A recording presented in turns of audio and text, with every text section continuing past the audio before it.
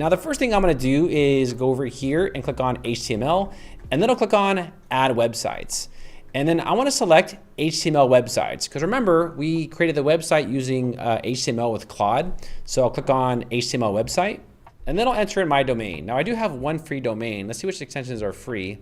Cloud, all right? So I'll do realestatewilson.cloud. Okay, I'll select this domain.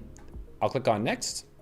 Okay, so right now it's saying that my domain is connecting and my site will be available. So this could take up to an hour. This is called propagation. And essentially what it's doing here is it's propagating the domain on the internet. But we can actually go ahead and upload our website right now.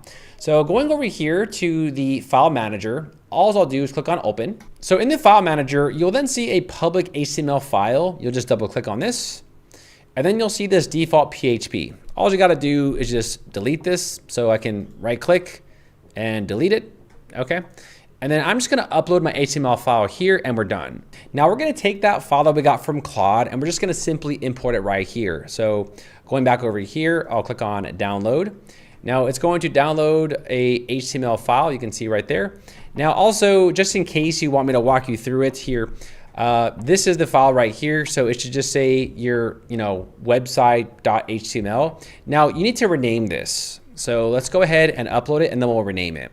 So I'm gonna take this file right here, the HTML file, and just drag and drop, close it there, and we are done. Our website is importing to our new live domain. Now, the only thing that we have to do now is just rename this. So I will right click, hit rename, and then we're gonna get rid of all this, whoops.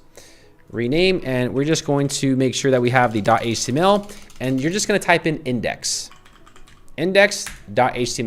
just like that. And after that, the website should be live on the brand new domain. So let's take a look.